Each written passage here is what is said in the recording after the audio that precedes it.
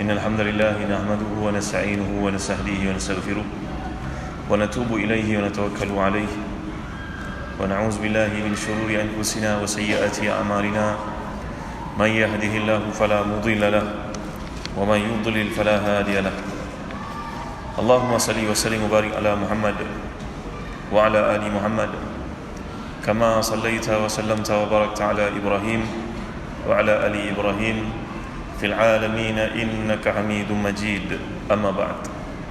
Terima kasih Tuan Pengurusi, Tuan-Tuan Imam, ahli dan kuasa masjid, muslimin muslimat yang dirahmati dan dikasihi Allah sekalian. Alhamdulillah, syukur kita kerana pada malam ini dapat kita berhimpun dalam satu majlis ilmu yang bertujuan untuk menyuburkan iman.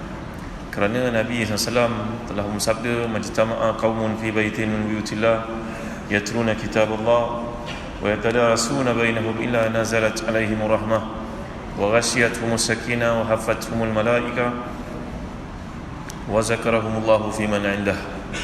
Iaitulah maksudnya tidaklah berhimpun satu golongan di rumah Allah untuk membaca ayat-ayatnya, mengkaji bersama-sama, melainkan Allah SWT beri kepada mereka ini rahmah di sisinya, sakinah iaitu ketenangan, mendapat doa para malaikat dan disebut-sebut nama-nama mereka oleh Allah Subhanahu Wa Taala. Pada malam ini renungan kita dalam masa yang terbatas ini daripada satu surah pilihan namanya surah An-Nur. Surah An-Nur ini surah yang sangat penting untuk setiap orang baca, dan kita dapat melihat amalan salafus salih di kalangan para sahabat menggalakkan wanita-wanita mereka, pemimpin-pemimpin mereka untuk membaca surah An-Nur, menghayati, mengamalkannya dalam kehidupan. Kerana dalamnya penuh dengan bimbingan, dalamnya mengajar kita jalan keluar daripada kemusykilan yang kita alami dalam hidup.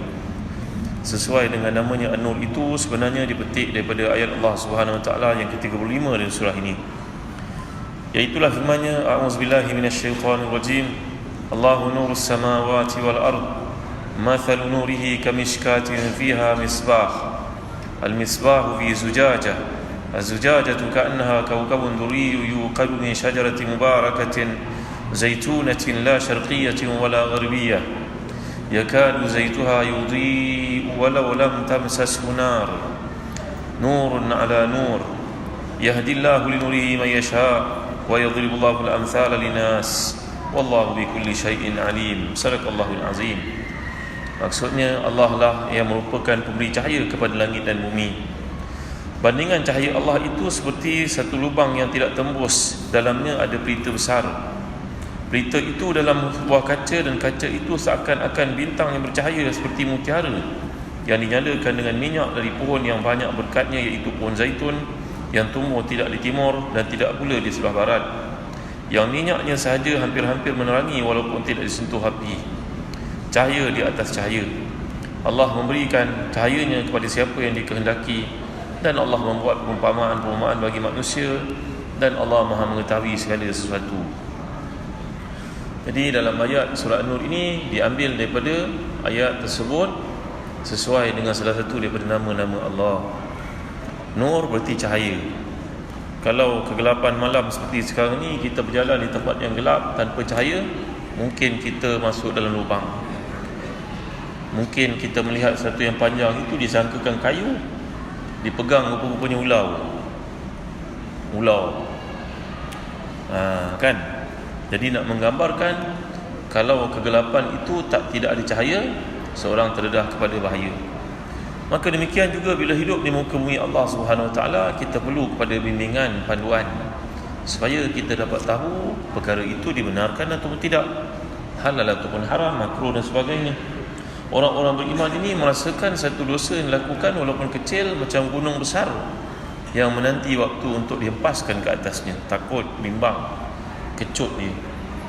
Sedangkan si kafir, si munafik menyangkakan dosa itu ibarat lalat yang duduk di hidung, maka dia menepisnya seperti itu, terbang lalat itu. Hadis ini daripada Ibnu Umar radhiyallahu anhu dengan sanad yang sahih. Jadi bila kita membaca surah An-Nur ini, ia menjadi bimbingan, panduan kepada kita.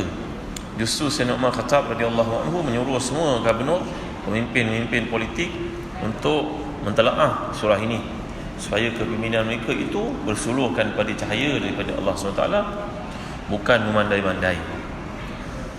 Jadi tuan-tuan hati dan dikasihi sekalian, kalau kita lihat dalam kehidupan pada hari ini, manusia menyangkakan dia dapat bimbingan, dia boleh jadi senang, bahagia dengan sebab wang. Akhirnya dia tertipu. Seorang perempuan menyangkakan kalau dia berkahwin dengan seorang lelaki yang segak, yang hebat macam pelakon itu, maka hatinya akan tenang, lapang, seronok, bangga di depan orang. Tidak begitu rupanya. Seorang lelaki pula menyangkakan kalau isteri cantik macam bidadari, juga tidak akan tenang, menderita dia bahkan boleh berlaku dalam hidupmu. Jadi semua orang ini mencari jalan keluar, disangkanya bahagia, tapi ia menjadi seperti fata morgana yang menipu. Iaitulah seorang melalui satu kawasan yang luas, disangkanya air ada di tengah-tengah jalan itu, rupa-rupanya ia keterbalikan cahaya, penerbalikan cahaya yang nampak macam air. Yahsabuhu zama'anu ma'a. Orang yang haus itu menyangkakan dia air, rupanya dunia ini menipu sifatnya. Sebab itu tuan-tuan dan hati dan dikasihi sekalian, dalam Islam mengajar kita jalan keluar daripada kekusutan, supaya kita tidak dibebankan dengan keduniaan yang menipu ini. Kerana sifat dunia ini sendiri merupakan darul ghurur, iaitu tempat untuk penipuan. Itu sebab ada satu daripada nama kiamah yang Allah berikan, namanya Yaumut Taghabun. Taghabun ni kalau orang belajar bahasa Arab datang perkataan ghabnun. Ghabnun ni maknanya tertipu. Kalau orang itu membeli rumah sebagai contohnya, sepatutnya rumah itu harga 100,000, tapi orang yang menjualnya telah menipu, manipulate sehingga harganya jadi 200,000, maka tertipulah dia 100,000. Ataupun dia beli rumah, sepatutnya dia beli pada harga 100,000, tapi dia berjaya dapat 50,000 saja, nampaknya penjual pula yang tertipu. Jadi makna taghabun ini ialah rasa ketertipuan. Kerana di akhirat besok masing-masing manusia akan menyesali kekurangan mereka di dunia. Orang beriman pun menyesal keculasan yang dilakukan hingga menyebabkan dia tidak dapat markah yang penuh di sisi Allah Subhanahu Wa Taala. Maka tuan-tuan, ayat daripada surah An-Nur ini menjadi satu bimbingan kepada orang beriman, kerana dalam surah An-Nur ini menceritakan berbagai perkara yang berlaku dalam kehidupan Nabi. Termasuklah isteri baginda sallallahu alaihi wasallam yang bernama Aisyah radhiyallahu anha itu telah difitnah melakukan zina dengan seorang sahabat yang namanya Safwan bin Mu'attal ataupun Mu'tal. Satu perkara yang menggegarkan rumah tangga Rasulullah sallallahu alaihi wasallam. Dan Allah Taala menurunkan ayat-ayat berkaitan dengan zina. Kerana zina ini penghapus ketamadunan dan juga kemajuan manusia di sudut iman itu. Orang yang berzina ini mendedahkan dirinya kepada kemurkaan Allah, kepada penyakit, kepada berbagai-bagai perkara yang menyebabkan laknat Allah datang kepada mereka. Jadi dalam surah An-Nur ini mengajar kita satu jalan keluar daripada kekusutan sebenarnya kalau kita hayati dengan sebenar-benar, tuan-tuan.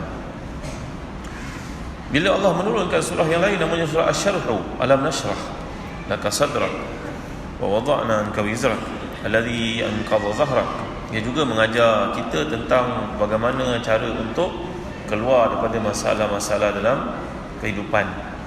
Jadi Islam ini mempunyai rekod merawat masalah manusia selama 1400 tahun. Semuanya ada dalam documentation yang lengkap, tuan-tuan. Amat malang kalau seorang Islam itu menyangkakan bahawa dia mendapat satu mutiara penyelesaian masalah, dia ambil daripada barat, dia terlupa dalam Islam dah lama memberikan jalan keluarnya, tuan-tuan. Apa saja. Kalau kita nak ambil dari sudut ekonomi, Islam banyak contoh bukti.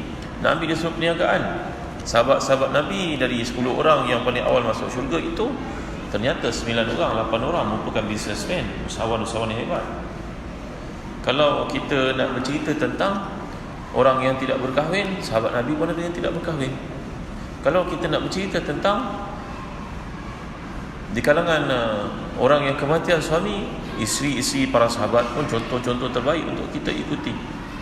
Kalau kita nak ceritakan orang yang tertekan hidupnya dan kerap melakukan dosa kemudian bertaubat, para sahabat Nabi pun merupakan insan biasa yang bukannya maksum, dan contoh-contoh itu wajar kita baca dan kita hayati, tuan-tuan. Itu sebab bila bercerita tentang jalan keluar daripada kemusykilan-kemusykilan, kesempitan diri dan sebagainya, surah An-Nur ini merupakan satu rawatan kepada hati yang kusut, hati yang masalah. Maka kita melihat inti daripada perbincangan dalam surah An-Nur ini, Allah SWT membawakan kepada kita bahawa sebenarnya untuk kita hilang kekusutan yang berlaku dalam diri, masalah-masalah yang menimpa dalam diri, hendaklah kita memperbetulkan akidah kita balik semula kepada Allah, tuan-tuan. Kerana itu Allah SWT menyatakan, A'udzubillahi minasyaitanirrajim. Afaman syarahallahu sadrahu lil-islami fahuwa ala nurin min rabbih fawailul lil-qasiyati qulubuhum min zikrillah ulaika fi dhalalin mubin. Lihat dalam ayat ini, bila Allah SWT menyatakan bahawa sungguhnya orang yang diberi kelapangan hatinya oleh Allah SWT, maka orang itu mendapat cahaya daripada Tuhannya. Celakalah orang yang hatinya keras daripada mengingati Allah, mereka itu berada dalam kesesatan yang nyata.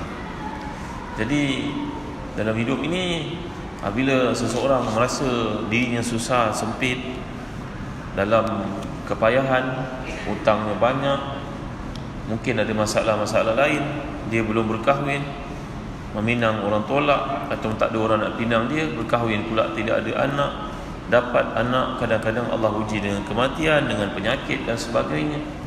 Maka hendaklah orang-orang yang beriman ini membetulkan dirinya balik semula, mengingatkan bahawa Allah SWT memberikan kepadanya sesuatu itu tentu ada hikmah di sebalik. Jadi di sini orang beriman kena memperbetulkan akidahnya, tauhidnya.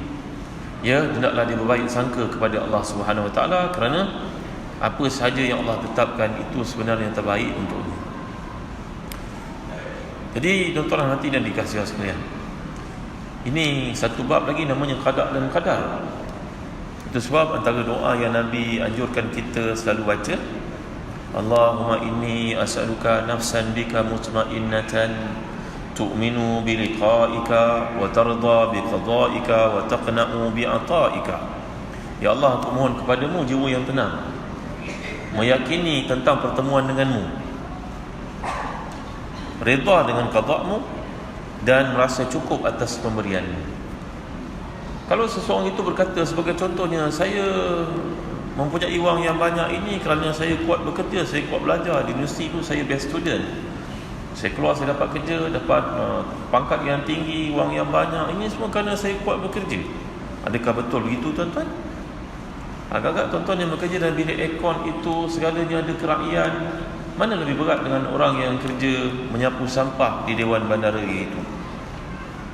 Terdedah kepada panas, habuk, bekerja dari pagi sampai ke malam. Kenapa dia tak dapat macam tuan-tuan pulangan? Maka kena betulkan akidah kita bahawa perkara yang kita buat, usaha itu, kemudian Allah Ta'ala tetapkan begitu. Jangan kita semata-mata beranggapan bahawa aku yang buat, aku yang dapat. Tidak. Begitu juga ada orang sakit, sedangkan dia mengamalkan gaya hidup yang sihat, exercise-nya, makanannya semua dijaga, tiba-tiba diuji Allah dengan penyakit. Berbeza daripada orang yang kehidupannya tak berjaga apa-apa, membujur lalu melintang sapu makan, tak ada pantang-pantang, pantang jumpa dia kata, tak pula sakit. Kenapa pula orang yang mengamalkan makanan daya yang sihat ni pula yang sakit? Maka yang sakit ni akan terfikir, kenapa aku pula yang kena, kenapa tak dia? Ini namanya qada dan qadar Allah, tuan-tuan. Maka orang beriman, apa sahaja berlaku kepadanya, dia bersabar. Kalau dia ditimpa musibah, dia bersabar. Kalau dia ditimpa, diberi satu nikmat, dia bersyukur. Maka ini perkara pertama yang menyebabkan manusia keluar daripada kepompong musibah, kesusahan, problem, buruk sangka, hati berserabut. Betulkan iman, baik sangka pada Allah, dan yakinlah semua ketetapan Allah itu adalah yang terbaik dengan kehendaknya. Baik. Dalam surah An-Nur ini juga kita dapat lihat bagaimana Allah SWT mengajar kita untuk menuntut ilmu, memperbanyakkan ilmu, mengetahui. Jadi Allah SWT menyebut dalam Quran, qala allazina utul ilma wal iman, orang yang berkata, orang yang diberikan ilmu dan juga iman. Kata setengah para ulama tafsir macam Tahir Ibn Ashur, bahawa iman bila dipandu dengan ilmu akan menjadikan hati itu lebih sejahtera, dan kemudian beramal dengan ilmu. Orang yang mempunyai ilmu ini akan keluar daripada keserabutan, masalah dan sebagainya. Ya, jadi tuan-tuan hati dan dikasih sekalian, sebanyak mana ilmu yang dia dapat, sebanyak itulah hatinya akan lapang, hati yang akan tenang. Satu hari seorang imam bernama Abu Imran bersama dengan anak muridnya Abu Ja'far At-Tahawi sedang mengajar anak murid. Tampillah seorang yang zahirnya nampak hebat, kenderaannya, pakaiannya, fizikalnya. Ya, kalau orang macam sekarang nampak dengan kenderaannya, penampilannya, orang tahulah bahawa orang ni orang yang mempunyai pencapaian tertentu dari sudut keuangan, pencapaian kebendaannya tinggi. Maka budak yang selalu dengan gurunya melihat dengan penuh takjub, kagum kepada orang kaya itu. Maka gurunya bertanya kepada beliau, "Wahai anakku, aku melihat kau melihat orang itu dengan penuh kekaguman. Nak tak engkau kalau Allah tukarkan kau menjadi kaya macam dia dan dia menjadi alim macam kau, kau nak tak?" Jawapan anak itu, "Tidak, Tuan Guru. Demi Allah, saya tidak mahu." Kerana orang yang kita nampak berkedudukan dan berpangkat, banyak harta itu belum tentu bahagia sebenarnya, tuan-tuan. Mungkin hatinya susah. Ya, satu hari bila Maharaja Rom ataupun Panglima Besar Rom datang ke Madinah, dia terkejut bila ditunjukkan khalifah orang Islam bernama Umar Khattab radhiyallahu anhu sedang tidur di bawah pokok kurma. Lalu dia pun berkata, "Hakamta fa'adalta, ta'ibta fastarahta." Engkau memimpin dengan keadilan, engkau orang berilmu, engkau memimpin dengan keadilan, maka engkau penat, engkau tidur di bawah pokok. Kami yang punya harta banyak ini susah nak tidur malam kerana hati berfikir macam-macam kalau orang ambil harta dan sebagainya. Jadi tuan-tuan dan hati dan dikasih sekalian, sebab mengapa hati ini menjadi damai, tenang apabila orang itu menuntut ilmu. Lalu Allah mengajar Nabi kita Muhammad SAW dengan firman-Nya, "Wa qur rabbi zidni ilma." Katakan, wahai Muhammad, tambahlah untukku wahai Tuhan ilmuku. Yang ketiga, tuan-tuan, seseorang itu menjadi hatinya tenang, keluar daripada keserabutan, sempit dada apabila dia kembali kepada Allah Subhanahu wa taala. Inaba ila Allah wa mahabbatuhu bi kulli qalb wal iqbal alaihi wa tana'um bi ibadatihi. Fala syai'a asyara li sadri al-'abdi min zalika. Qala ta'ala, "Man 'amila salihan min zakarin aw unsa wa huwa mu'min falanuhyiyannahu hayatan thayyiba wa lanajziyannahum ajrahum bi ahsani ma kanu ya'malun." Orang ini semakin banyak cintanya kepada Allah, semakin banyak tenang hatinya. Sebaliknya, kalau hati itu tidak cinta kepada Allah, dia melekat pada benda-benda keduniaan, maka hatinya menjadi susah, sempit hatinya. Ya, itu sebab para ulama berkata, tuan-tuan, jannati fi qalbi, syurga itu berada dalam hatiku. In qataluni faqatli syahada wa in taraduni fatardi siyaha wa in sajanuni fasijnu li rakhah. Mereka berkata syurga itu letak dalam hati. Siapa yang tidak dapat rasa syurga di dunia, dia tidak akan dapat syurga di akhirat. Kalau kamu tangkap aku, kamu penjarakan aku, dalam penjara aku berehat. Kalau kamu tangkap aku dan kamu buang aku ke tempat lain, aku melancong. Kalau kamu tangkap aku dan kamu bunuh aku, maka matilah aku sebagai seorang syahid. Ini kata-kata orang-orang alim, tuan-tuan, orang-orang saleh. Mereka berkata, aku berkata yang benar. Kalau kamu tidak puas hati, kamu nak hukum aku, hukum. Aku tetap akan pegang dengan kebenaran ini. Kamu tangkap aku, masuk dalam lokap, aku berehat. Kalau tidak ada di luar lokap, kerjanya asyik keluar menyampaikan ilmu. Orang-orang berilmu inilah jadi masa untuk dia berehat. Saya kenal beberapa orang kawan-kawan saya, tuan-tuan, para penceramah, pagi, petang, siang, malam, saya tak tahu bila dia balik ke rumah. Balik satu tempat, pergi satu tempat, pergi ke sana, kadang-kadang ada sekolah lagi. La ilaha illallah Muhammadur Rasulullah. Saya pun tidak tahu macam mana waktu dia berehat. Kadang-kadang ada kalangan mereka ini yang berkata, nanti kita mati, nanti kita berehat dah, Ustaz. La ilaha illallah Muhammadur Rasulullah. Masya-Allah, tabarakallah. Jadi orang-orang yang beriman berkata bahawa makin dekat engkau dengan Allah, makin banyak rehatmu, makin banyak tenang hatimu. Kalau kamu tangkap aku, kamu penjarakan aku berehat dalam penjara. Kalau kamu buang aku ke tempat lain, aku melancong, aku tak ada peluang untuk pergi tempat lain sehingga kau buang aku ke situ. Kalau kau bunuh aku, habis cerita, aku mati syahid. Aku memang impikan mati syahid itu. Ini adalah falsafah, pegangan, prinsip orang-orang yang saleh. Tuan yang mulia Allah sekalian. Ada seorang ulama besar dari Mauritania, namanya Muhammad Hassan Didu. Masih hidup lagi sekarang. Orang hebat, hafazannya sangat kuat, ayat-ayat hadis dia boleh ingat dengan hebat sekali. Oleh kerana banyak sanggahannya kepada pemerintah di Mauritania itu menegur pemimpin-pemimpin yang hidup senang-lenang, rakyat mengikat perut, maka dia menegur dengan beraninya. Akhirnya pemerintah pun jadi marah dengan beliau, maka dia tangkap dan dipenjarakan.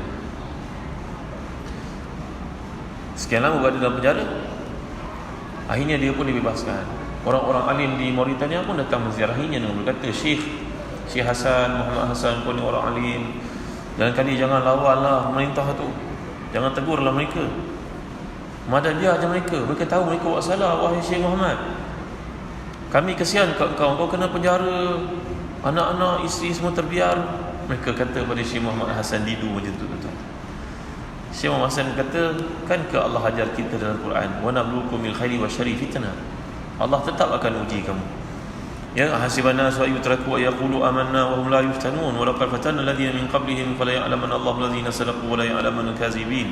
Kami tetap akan uji manusia. Laqad khalaqnal insana fi kabad. Aku diuji oleh Allah dengan sebab penjara.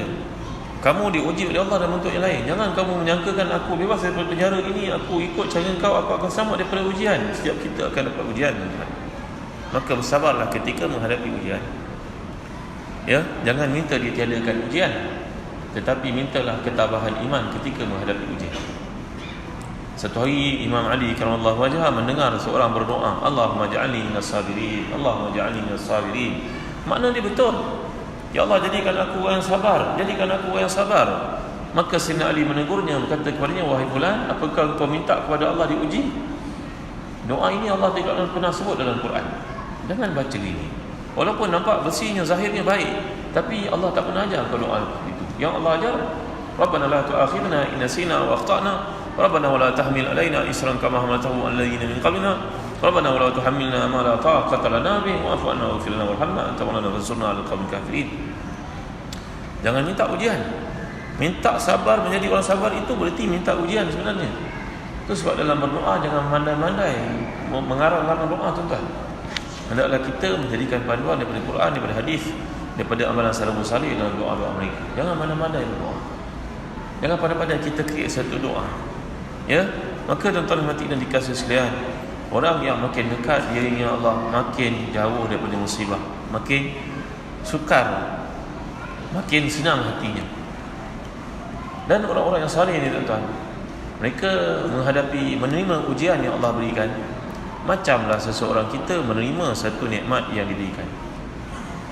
Orang-orang saleh bila ditimpakan ujian, dia tahu ujian itu merupakan pemberian daripada Allah, Allah pilih dia. Macam kita nak bagi satu tanggungjawab, kita akan bagi kepada anak kita yang paling committed. Kita tak akan bagi pada yang tak committed. Pada ramai-ramai itu ada seorang yang bertanggungjawab, kita bagi pada dia. Semua benda dia buat. Malam tutup pintu, bagi makan ayam, bagi makan kucing, contoh kan. Tolong gosokkan baju abah, dia je boleh buat. Yang lain takkan buat, yang lain dia alpa, lalai. Maka demikian juga dalam hidup, seseorang yang diberikan ujian menandakan dia dipilih oleh Allah kerana Allah tahu dia layak untuk ambil ujian itu. Allahu Akbar, Masya Allah, Tabaraka wa Ta'ala. Kita baca kisah Nabi Ayub ketika ditimpa penyakit. Ini masani aduru wa anta arhamur rahimin. Wahai Tuhan, aku disentuh oleh sedikit kesukaran, sedangkan Kau Maha Pengasih, Maha Penyayang. Cantik sungguh ayat yang dikemukakan oleh Nabi ini kepada Tuhannya dalam doa. Dia menggunakan bahasa yang lembut, adab akhlaknya. Dia berkata, wahai Tuhan, aku disentuh oleh sedikit kesusahan. Disentuh. Padahal penyakit itu menyebabkan anak-anaknya mati, menyebabkan orang menjauhkan diri daripadanya, menyebabkan isterinya pun pernah berkata kepadanya, abang ni kan Nabi Allah, kenapa tak minta disembuhkan penyakit? Dalam satu riwayat mengatakan isterinya menjual rambutnya kerana dah tak ada peluang nak cari duit untuk menyara keluarga lagi. Cerita Israeliat. Tapi Nabi Ayub yang sangat mulia ini, baginda tidak berkata apa-apa kepada Tuhannya, melainkan, ya Allah, aku disentuh sedikit kesusahan, sedangkan Kau Maha Pengasih lagi Maha Penyayang. Orang-orang saleh melihat ujian dalam hidup dengan perasaan gembira lebih daripada kita menerima sesuatu nikmat. Baik, seterusnya kata para ulama, di antara sebab orang itu menjadi tenang hatinya bila kita baca surah Nur, kita dapat ekstrakkan kualiti ini, iaitulah orang yang jauh daripada kesusahan ini kerana hatinya banyak mengingati Allah. Ala bizikrillah tatma'innul qulub. Ya, ketahuilah olehmu, mengingati Allah itu akan menyebabkan hati menjadi tenang. Itu sebab seseorang mereka membaca Al-Quran, mengkhatamkannya kadang-kadang 3 hari sekali. Sementara orang-orang lain boleh nak baca Quran tunggu bulan Ramadan baru boleh khatam, setahun sekali. Ya tuan-tuan, Syekhul Islam pernah berkata, aku perlu kepada zikrullah ini sebagaimana ikan perlu kepada air. Bayangkan kalau ikan keluar dari air, dia akan mati. Maka demikian juga diriku, bila tiada zikir, aku akan mati.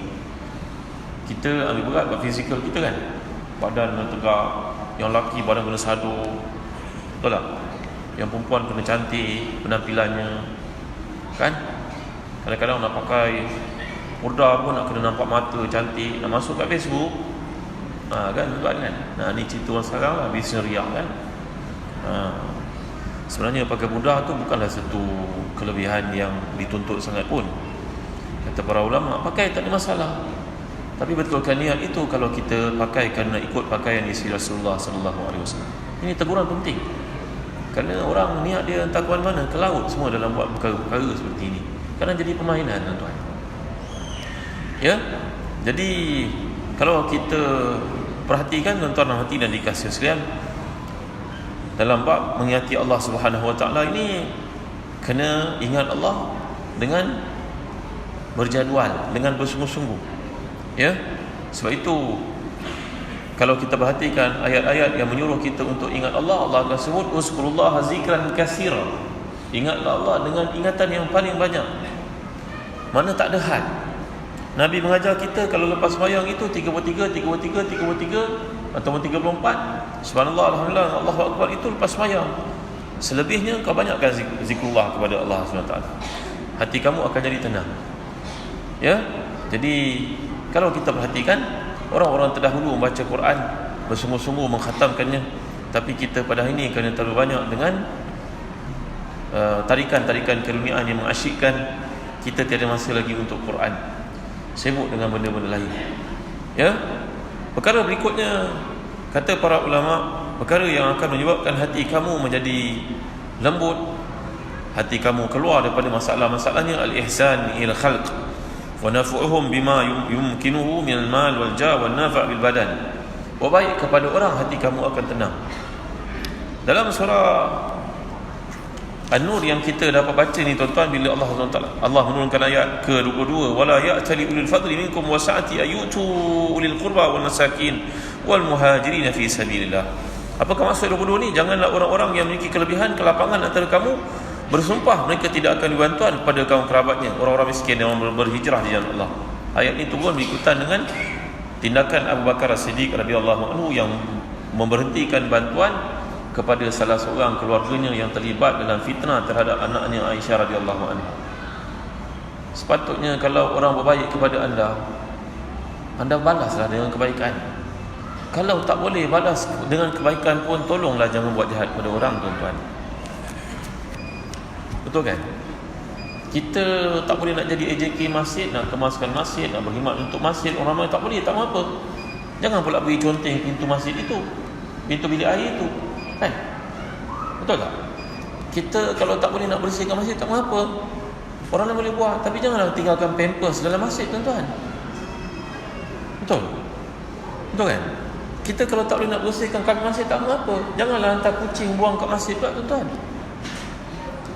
Betul tak? Ini dia. Ini sikap, tuan-tuan, yang boleh kat sekalian. Ya? Kita kalau tak boleh nak buat baik, tolong jangan buat jahat kepada orang lain. Kerana ada orang sikapnya macam tu. Dia tak nak, dia bila masuk dalam WhatsApp group, dia hentam sekolah kau-kau. Tapi bila hari PIBG dia tak datang. Apa punya manusia ni, tuan-tuan? Betul tak? Maka main kau-kau lagi dia hentam. pengetua tak kerti buat tugas, cikgu tak tangkap budak yang budak yang bully orang lain. Ya, dia dengar maklumat CP-CP je, dia punya sebaran itu bukan main lagi. Minta dia datang ke PIBG untuk jadi AJK, tak mau dia. Apa punya orang ni tuan? La ilaha illallah Muhammadur Rasulullah. Kan? La ilaha illallah Muhammadur Rasulullah. Ini buat dosa kering. Kalau kita terlibat buatan seperti ini, berhentikanlah tuan-tuan. Berhentikan. Kita tak bukan AJK masjid. Orang itu susah payah, tak tidur malam dia datang ke mesyuarat untuk selesaikan isu korban lembu dan sebagainya. Sian dia. Kita pula sedang hentam kat belakang. Itulah. Aku dah cakap, kalau dia jadi AJK mesti dia ambil komisen punya. La ilaha illallah Muhammadur Rasulullah. Tuan ingat orang tu buat kita disuka ke tuan? Maka jangan kita buat jahat kepada orang. Kama tadimu tudan. Kau buat kat orang macam tu orang kau buat kat kau. Terus hati kau berserabut. La ilaha illallah Muhammadur Rasulullah. Satu hari seorang salih pergi ke tempat kerja. Tuan-tuan azan ke? Ke saya teruskan? Masuk isyak? Teruskan? Teruskan baik. Satu hari seorang salih dia pergi kerja. Dia lama dah diminat pada seorang perempuan di tempat kerja. Ni cerita sebelum kita tuan-tuan ya. Cerita beberapa ratus tahun dahulu. Macam kita juga pergi kerja. Di tempat kerja dia suka kat perempuan itu. Dia membayangkan kalau dia dapat peluk perempuan itu. Ni nafsu amarah lah tuan-tuan ni. Ustaz ke, orang alim ke, semua orang tak maksum. Dia kadang-kadang ada desakan, ada perasaan seperti itu dalam diri. Itu sebab dalam Islam ada taubat ya. Maka dia mengintai peluang untuk, dia orang baik tapi dia tak boleh kawal diri. Maka pada hari yang tidak ada orang itu, dia datang ke tempat kerja, hanya dia dengan perempuan itu saja, seolah begitulah. Maka dia pun apalagi dia peluknya perempuan itu, digomolnya perempuan itu. Perempuan itu menjerit-jerit minta bantuan. Kemudian dia pun tersedar, astagfirullahaladzim, apa aku buat ni? Tidak sampai ke peringkat yang lebih dari itu, hanya peluk saja. Dia pun bersifat panjang, apalah aku buat ni? Aku ni kalau orang tengok nampak baik, tapi belakang macam ni aku buat orang. Entah isi orang, entah anak perempuan orang dan sebagainya. Petang dia balik ke rumah tuan-tuan, isterinya yang salihah itu bertanya kepadanya, abang buat apa kat tempat kerja? Tak ada apa. Abang buat apa? Cuba cerita betul. Tak ada apa. Cuba cerita betul. Akhirnya dia pun terpaksa cerita. Isteri dia kata, sebagaimana abang buat pada isteri orang, maka isteri abang pun dipeluk orang tadi. Iaitulah ada seorang datang penjual daging. Kan macam orang perempuan ada macam bawa lori jual daging kat taman-taman kan. Selama ni dia hanya beli daripada dalam rumah, tingkap pintunya dia beli, mungkin ada grill agaknya, dia beli daripada dalam. Orang tu dia bagi duit, orang tu ambil. Rupanya penjual daging itulah mengidam nak peluk isteri orang ini. Dan akhirnya pada hari itu dia terlupa tutup pintu. Si penjual daging pun buka pintu dan peluk isteri. Sebagaimana awak buat pada isteri orang lain buat pada isteri. Maka tuan-tuan hati dan dikasih sekalian, innallaha a'dal min an yu'amilaka taksitan wa anta tu'amiluhu naqdan. Allah itu terlalu adil untuk mengemudiankan balasan itu di akhirat. Sedangkan kau melakukan perkara itu secara cash di dunia, Allah akan balas secara cash juga. Maka berhati-hatilah kita dalam melakukan kejahatan kepada manusia. Ya, bacalah sejarah orang Jepun. Orang Jepun sejak daripada kekalahan mereka dalam perang dunia itu, mereka bangun jadi satu kuasa besar. Semua orang tahu orang Jepun. Antara sikap orang Jepun ni yang memang ada dalam Islam, dalam buat ihsan ni tuan-tuan, kalau seorang datang kerja awal, dia akan parking kereta paling jauh sekali, bagi memberikan peluang kepada orang datang lambat, mungkin anaknya, mungkin dia sakit, mungkin apa, supaya dia boleh parking dekat, masuk ke dalam office untuk punch in pada waktunya. Ini semua orang tahu sikap orang Jepun kan. Bila disenaraikan syarikat-syarikat paling berjaya dalam dunia, orang Jepun mendominasi 100 company terbaik itu, Toyota dan sebagainya. Sikap mereka amalkan. Kualiti Toyota itu sampai jadi satu sistem untuk dipelajari oleh semua orang untuk berjaya. Dan semua pembekal Toyota itu kena mengamalkan prinsip yang sama, baru mereka layak jadi pembekal kepada Toyota. Salah satu daripadanya Kaizen, iaitu buat continuous improvement. Setiap hari kena buat satu peningkatan. Kalau hari ni buat macam ni, besok tambah lagi, tambah nilai lagi. Sedangkan mereka tiada Tuhan pun. Orang Jepun ni bukan ada akidah pun, tapi mereka berbuat perkara sedemikian. Maka kita orang Islam kena jaga tutur kata kita, tindakan kita, sikap kita. Ada seorang usahawan besar berjaya dalam perniagaannya. Dia pun Allah bagi kepada dia kelebihan-kelebihan tertentu lah. Antara kelebihan yang dia ada, iaitulah dia niagaannya besar. Dia ada private jet. Dia orang kaya. Tak payah sebut lah siapa namanya tuan-tuan ni. Ramai orang ada private jet, tak payah sebut. Maka yalah, banyak duitnya, banyak tanggungjawabnya. Maafkan saya kalau kata perkara ni tak menyenangi hati tuan-tuan. Dia ada ramai isteri. Maka dia pun letaklah isterinya dia masjid ini seorang, masjid itu seorang, masjid satu seorang. Dia ada kelebihan itu kan. Dia ada wang, dia ada orang baik, orang saleh, orang suka derma, buat masjid dan sebagainya. Maka dia berkatalah kepada isteri-isterinya, abang tak ada banyak outstation kat luar negara, ada banyak komitmen, kamu duduk kat banyak kuliah ada, muslimat ada kan, pergi hadir, dapat tambah ilmu, tambah iman. Maka salah seorang daripada isinya dipindahkan ke Kuala Lumpur, duduklah sebuah masjid dekat dengan masjid. Perempuan ini datang ke masjid, takdir Allah dia belum ada anak. Dia berusia tapi belum ada anak. Datang ke masjid. Maka orang pun tengok, oh keretanya kereta mewah, duduk mana ni? Siapa suami? Macam-macam soalan-soalan ditanyakan. Ya, dah lama kahwin tak dapat anak. Wah, ni kereta hebat, rumah besar, boleh tak rumah ni jadi mak tahfiz sikit? Tuan-tuan, orang itu baru nak kenal pada Islam. Kenapa kita bertanya pada dia soalan-soalan yang tak wajar, tak sepatutnya? Cuba kita berada pada situasi itu, kerana itu bukan pilihan dia, tuan-tuan. Bukan pilihan dia. Macam kita katakan tadi, orang ini berusaha bersungguh-sungguh tapi tak kaya-kaya kan? Allah tak pilih dia untuk jadi kaya. Orang ini usahanya tak seberapa tapi jadi kaya. Itu pemberian Allah. Macam tu juga orang berkahwin. Apakah itu ditetapkan Allah? Ya Allah tetapkan semua, tuan-tuan. Maka lahumul khiyara. Kita ni dalam apa-apa kita buat, memang Allah tetapkan begitu. Betul dengan pilihan kita, betul. Tapi takdir Allah SWT itu mengatasi segala-galanya. Ada orang berusaha tak dapat, betul. Maka akhirnya kata-kata wanita yang ada di masjid ini menyakitinya, dan dia pun tak tahan. Dia cakap dengan suaminya, kalau begini datang ke masjid, orang yang kita sangkakan baik, kata-katanya semua melukakan baik, tak payah pergi masjid lah. Duduk kat rumah saja tengok drama dan sebagainya. Maka jaga kata-kata kita, tuan-tuan, tindakan-tindakan kita. Saya tak maksudkan siapa perempuan ni, ibu-ibu. Tak, ini kadang-kadang kata-kata tidak perlu.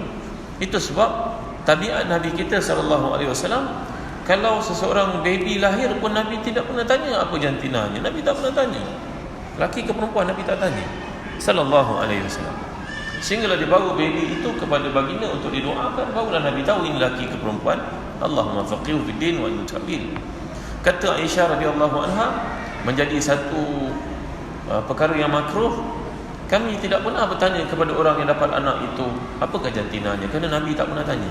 Menunjukkan kepada kita ada benda yang tak penting untuk tahu. Kerana mungkin dengan soalan kita itu boleh menyakiti orang. Betul kan? Ada orang perempuan, dia belum berkahwin, macam-macam usaha telah lakukan, belum ada jodoh dia. Kita pergi tanya dia, engkau bila nak kahwin? Itulah banyak sangat cerewet. Adakah wajar kita tanya soalan macam tu kepada dia? Adakah dia pilih untuk tidak berkahwin? Dia dah usaha macam-macam cara. Takkan pula dia nak pergi jumpa Tuan Imam nak kahwin dengan saya. Takkan nak macam tu pula, tuan-tuan. Takkan nak buat macam tu.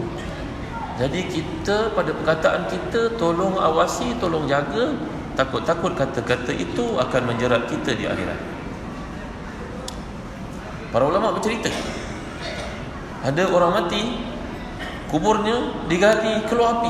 Ceritanya begini, ada seorang budak muda, dia ada dua orang makcik, kedua-duanya salihah, taqiyah, bertakwa. Makcik kedua-duanya tidak berkahwin. Seorang daripada mereka mati, dan dia pun diselenggarakan, dikebumikan. Orang-orang di Mauritania memakai serban besar-besar. Dalam serban itu mereka letakkan kadang-kadang jam, kadang-kadang duit, kerana negara Mauritania panas, tuan-tuan. Mereka pakai jubah besar-besar, jubahnya besar, kepala boleh masuk dalam tangan jubah itu, besar. Saya pakai serban besar-besar, dia tak ada kocik jubah dia. Dalam serban itu letak barang kemas, cincinnya, duit. Maka dia pun dapat keizinan dengan kawan-kawannya gali kubur makcik yang mati itu.